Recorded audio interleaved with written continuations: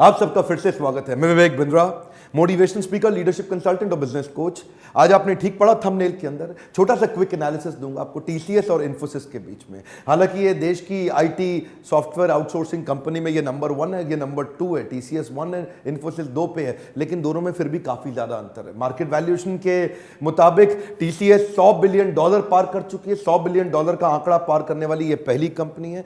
128 देश हमारी दुनिया में, मतलब इस पृथ्वी पे 128 देशों की जीडीपी मिला के अकेले एक कंपनी टीसीएस का मार्केट वैल्यूएशन है $100 बिलियन। यानी कि 128 देशों को खरीदने का दम रखती है, इतनी बड़ी कंपनी हो गई है। हमारे देश में यूनिलीवर, आईटीसी, एचडीएफसी, रिलायंस और टीसीएस ये 5 बड़ी कंपनी है। हिंदुस्तान यूनिलीवर $46 बिलियन पे, आईटीसी $49 बिलियन पे, एचडीएफसी $76 बिलियन पे, रिलायंस इंडस्ट्री पूरे ग्रुप के साथ $89 बिलियन पे और टीसीएस अकेले, कम ऑन, पूरा टाटा ग्रुप नहीं बोल रहे, टीसीएस अकेले $100 बिलियन टच कर गई। वैसे तो मेरे वीडियो इंडिया में भी देखे जाते हैं और पाकिस्तान में भी देखे जाते हैं, लेकिन इंडियंस के लिए मुस्कुराने की एक थोड़ी सी वजह और है। वो जानते हैं क्या? वो वजह ये है, कराची स्टॉक एक्सचेंज में पाकिस्तान की अपनी 575 कंपनी लिस्टेड है। उनकी सारी जितनी कंपनी लिस्टेड है, यानी कि टोटल कॉर्पोरेट पाकिस्तान की लिस्टेड कंपनी को अगर इकट्ठा कर दो और उन सबको इकट्ठा कर दो तो उनका टोटल वैल्यूएशन है $80 बिलियन।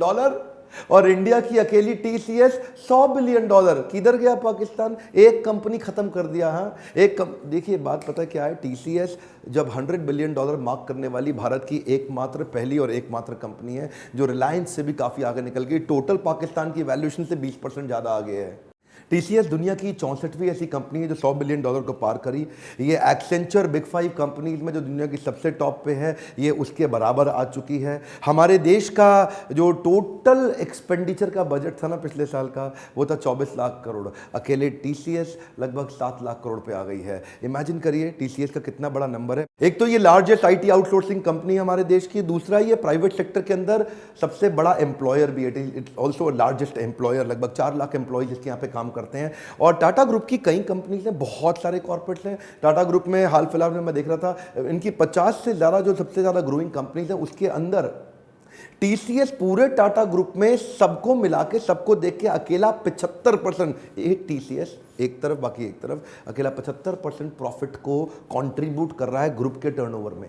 46 कंट्रीज के अंदर 131 नेशनलिटीज के लोग रहते हैं, जिसमें 36% विमेन एम्प्लॉय भी हैं। जेंडर रेशियो को सबसे अच्छे तरीके से मैनेज करने वाली देश की एकमात्र कुछ लिमिटेड कंपनीज में से एक है। जो मैं आपको डिफरेंस शेयर करने वाला हूं, डिफरेंस में सबसे बड़ा डिफरेंस ये है कि टीसीएस की जो टॉप लीडरशिप है वो हमेशा ज़्यादा से ज़्यादा स्टेबल रही है। चंद्रशेखरन जो अभी टाटा ग्रुप के सीईओ बने हैं, जो हेड कर रहे हैं टाटा ग्रुप को इस समय, इनफैक्ट उनके सीईओ बनने तक, जब से आज तक 1969 से कंपनी चालू हुई, अब अपनी गोल्डन जुबली की तैयारी कर रही है, केवल 3 ही सीईओ बदले। उसके मुकाबले इन्फोसिस जो बाद में चालू हुई, लेकिन कई बार उनको सीईओ बदलने पड़े और न केवल बदले गए बल्कि ट्रांजिशन भी स्मूथ नहीं रहे। टीसीएस के अंदर लीडरशिप और पाइपलाइन सक्सेशन प्लानिंग अच्छी रहती है, इन्फोसिस में वही मामला थोड़ा कमजोर रहा। मैं थोड़ी देर में विशाल सिक्का की कहानी भी बताऊंगा। तो नंबर 1 कंपनी जाहिर सी बात है टीसीएस है, नंबर 2 इन्फोसिस है, नंबर 3 विप्रो है, नंबर 4 एचसीएल है। एचसीएल टेक्नोलॉजीज के बाद नंबर 5 पे टेक महिंद्रा है और नंबर 6 पे एल&टी इन्फोटेक है। एक छोटा कंपैरिजन देख लेते हैं। टीसीएस $100 बिलियन पे और जबकि इन्फोसिस केवल $39 बिलियन पे। नंबर 1 नंबर 2 में बहुत बड़ा गैप है। नंबर 1 टीसीएस, नंबर 2 ये, इन गैप काफी ज्यादा। ध्यान दीजिए, टीसीएस 5.5% उसका प्रॉफिट बढ़ा है, उसके मुकाबले इसका 28% प्रॉफिट घटा है। बहुत बड़ा डिफरेंस है। ध्यान दीजिए, टीसीएस इस समय फर्स्ट चॉइस एम्प्लॉयर है आईटी कंपनीज के अंदर, हमारे देश के अंदर। उसका एट्रिशन मतलब जिधर एम्प्लॉय छोड़ के निकल जाते हैं। जब एम्प्लॉय आपको नहीं पसंद करते हैं, एम्प्लॉय कहते हैं अरे बेकार कंपनी है, बड़ी पॉलिटिक्स है, अरे कंपनी फ्रेंडली नहीं है, ऐसा करके, फिर भी आप देखेंगे टीसीएस का सबसे अच्छा नंबर है, केवल 11% एम्प्लॉय उनको साल में छोड़ते हैं, जबकि इन्फोसिस जो नंबर 2 पे है उसमें लगभग 16 से 17% एम्प्लॉयज उनको साल में छोड़ते हैं। ये भी नंबर में काफी बड़ा डिफरेंस दिख रहा है। टीसीएस के लगभग 4 लाख एम्प्लॉय हैं, उधर इन्फोसिस 2 लाख एम्प्लॉय के नजदीक है। टीसीएस का टोटल इनकम जो है लगभग 1 लाख करोड़ है, जबकि इन्फोसिस का इनकम 65,000 करोड़ है। टीसीएस का इबिट्टा 31,000 करोड़ है, उसका 19,000 करोड़ है। टीसीएस का फाइनल प्रॉफिट 25,000 करोड़ है, इसका फाइनल प्रॉफिट 16,000 करोड़ है। जरा लीडरशिप टीसीएस की देखते हैं। 69 से 96 तक एफसी कोहली रहे, बहुत लंबा टेन्योर था। उसके बाद 96 से 2009 तक एस रामदोराई रहे, और उसके बाद तीसरे सीईओ जो 2009 से 2017 तक यानी कि एन चंद्रशेखरन, जिसको बाद में पूरे टाटा ग्रुप की बागडोर संभालने के लिए भेजा गया, जिनको रिप्लेस किया करंट सीईओ राजेश गोपीनाथन ने। जिधर एन चंद्रशेखरन, जिसने टीसीएस को इतना सफल बनाया, उसको टाटा सन्स हैंडल करने को दे दिया। इन्फोसिस में एन चंद्रशेखरन के टाइम पे ही 3 सीईओ बदले हुए देखे। 2011 में सेनापति गोपाल कृष्णन थे इन्फोसिस में, 2014 तक फिर शिबूलाल आए, फिर शिबूलाल की एग्जिट भी उतनी अच्छी नहीं हुई कि 2017 के लिए विशाल सिक्का आए, और विशाल सिक्का की एग्जिट तो सबको पता ही है। और इन लोगों के एग्जिट के बीच में नारायण मूर्ति को भी आना पड़ा। विशाल सिक्का को जब बाहर निकाला गया तो वहां पे बहुत धक्केबाजी, लड़ाई झगड़ा हुआ। ये ज्यादा इशू तब बढ़ा जब इनके पिछले सीईओ इन्फोसिस के थे ना, उनमें विशाल सिक्का, उनको लेकर के काफी सारे इश्यूज आ गए थे। वो इश्यूज पब्लिक में आ गए थे। नारायण मूर्ति ने पब्लिक में आके बोलना शुरू कर दिया कि जो विशाल सिक्का है वो सीईओ की पोजीशन के लिए फिट ही नहीं, इनको तो सीटीओ होना चाहिए था, इंडिपेंडेंट। और भी डायरेक्टर्स बोल रहे हैं ऐसा, तो कई चिट्ठियां पब्लिक में कर दी, कई रिपोर्ट्स और इन्वेस्टिगेशन हुए, जिसको कि नारायण मूर्ति ने कहा इनको तो पब्लिक कर दिया जाना चाहिए, विशाल सिक्का की गलती सबको पता चले। 3-4 इश्यूज थे। विशाल सिक्का की सैलरी को बहुत ज़्यादा मान रहे थे, जबकि वो जस्टिफाई करने को तैयार थे, लेकिन ऐसा लग रहा था कि जैसे कि सैलरी बहुत ज़्यादा है। दूसरा, विशाल सिक्का कहते थे कि देखिए बिजनेस में काफ़ी तरीके चेंज हो गए, मार्जिन्स बहुत लो हो गए, मार्केट में कंपटीशन बढ़ गया, तो इसको बनाए रखने के लिए हमें वैल्यू ऐड करना है। तो विशाल सिक्का सीईओ अपने बोर्ड को बोलते थे, देखो भाई ऐसा है, अगर अच्छा ड्राइव करना है तो मुझे नई कंपनी एक्वायर करनी पड़ेगी। लेकिन बोर्ड इसके भी खिलाफ था। बोर्ड कहता था कि नई कंपनी एक्वायर करने के लिए हम पैसा नहीं देना चाहते आपको, और उधर नारायण मूर्ति वो तो उसके काफी खिलाफ हो गए। बहरहाल इतना ही नहीं, ग्रोथ भी कंटिन्यूसली अभी डिक्लाइन कर ही रही थी। तो इससे क्या होता है, जब ये सारे झगड़े पब्लिक में आ जाते हैं, लीडरशिप पे विश्वास लोगों का कम होता है, ट्रस्ट घटने लगता है, और अगला लीडर तैयार नहीं, हमारे को बाहर से ढूंढ के लाना पड़ रहा है। रोज मीडिया में आता था, रोज अखबार में आता था। तो उस समय जो पुराने फाउंडर थे ना इनके, नंदन नीलेकनी को वापस बुलाना पड़ा। नंदन नीलेकनी आए। जब नंदन नीलेकनी ने कंपनी को चलाया था ना, उस समय ये स्पीड बोट थी, लेकिन आज ये स्टीमर हो चुकी है। स्पीड बोट को घुमाना चलाना आसान है, लेकिन जब इतनी बड़ी स्टीमर हो गई आज इन्फोसिस, तो उसको स्पीड अप करना मुश्किल है। वही कारण है, मार्केट कैपिटलाइजेशन वैल्यूएशन के मामले में आज इन्फोसिस $40 बिलियन पे है, और टीसीएस $100 बिलियन पे। हालांकि ये नंबर 1 है, ये नंबर 2 है, लेकिन नंबर 1 नंबर 2 में गैप बहुत बड़ा हो गया। अब आपके लिए लर्निंग क्या है, आपकी अपनी कंपनी के अंदर लीडरशिप की पाइपलाइन तैयार होनी चाहिए, जिसको हम बोलते हैं लीडरशिप का फनल, यानी कि अगली पाइपलाइन तैयार होनी चाहिए।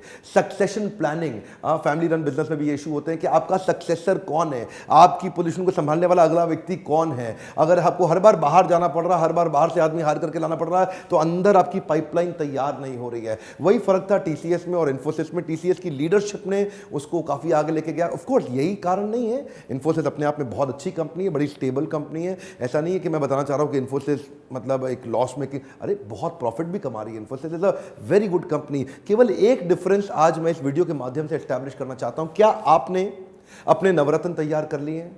अकबर विदेश से आया था, अपने नवरत्नों की मदद से पूरे देश को कंट्रोल कर लिया। क्या आपके अपने नवरत्न तैयार हो गए हैं? ध्यान दीजिए, क्या आपकी अपनी leadership in pipeline succession planning तैयार हो गई? अगर आपका फैमिली रन बिजनेस है, मैंने इसके ऊपर एक वीडियो भी डाला था। क्या आपको मैट्रिक्स बनाना आता है कि पोटेंशियल और परफॉर्मेंस की मैट्रिक्स से किसको आगे बढ़ाना नहीं आता है? तो पूरा डिटेल जानने के लिए लीडरशिप फनल में आइए, वहां हम आपको सिखाएंगे।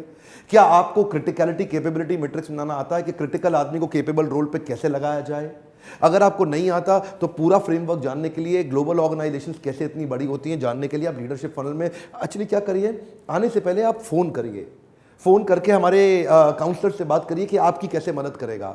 देखिए, क्रिटिकलिटी कैपेबिलिटी मैट्रिक्स और पोटेंशियल परफॉर्मेंस मैट्रिक्स बनाने बड़े जरूरी हैं हर एक ओनर को, एंटरप्रेन्योर को अपनी कंपनी के अंदर, ताकि वो भी अपने एम्प्लॉयज का सक्सेशन प्लानिंग बिल्ड करे और कंपनी को लॉन्ग टर्म विजन पे 20 साल की बहुत बड़ी ग्रोथ पे लेके जाए। सक्सेशन की स्ट्रैटेजी, फ्यूचर लीडरशिप की टीम और आपकी कंपनी में जो टैलेंट के गैप्स हैं, यानी कि टैलेंट की कमी है, अगर आप उसको सीखना चाहते हैं, अपनी हाई परफॉर्मेंस टीम को कैसे तैयार किया जाए, अगर आप वो सीखना चाहते हैं, तो वो सारे फ्रेमवर्क्स को सीखने के लिए, नॉलेज ऑफ कोर्स आप यूट्यूब के वीडियो से लगातार लेते रहिए, लेकिन वो सारे फ्रेमवर्क्स को सीखने के लिए, हैंड होल्डिंग और असाइनमेंट कोच से मदद लेने के लिए 6 महीने के प्रोग्राम में इस लीडरशिप फनल में आइए। हाँ, ऑफ कोर्स अगर आप मेरा मोटिवेशनल सेमिनार अटेंड करना चाहते हैं उसका नंबर अलग है, वो ये नंबर है, उसको बोलते हैं बाउंस बैक सीरीज। वो मैं देश भर में जा रहा हूँ। और लीडरशिप फनल क्या है, 6 महीने का प्रोग्राम है। आप अगर एंटरप्रेन्योर हैं तो इस नंबर पे फोन करिए, और अगर आप एंटरप्रेन्योर हैं लेकिन आप केवल एक मोटिवेशनल इवेंट में आना चाहते हैं, 4 घंटे के लो टिकट प्राइस में आना चाहते हैं, तो इस नंबर पे फोन करिए। अगर आपके लाइफ में कोई भी बिजनेस में कोई दिक्कत आ रही हो, कोई तकलीफ आ रही हो,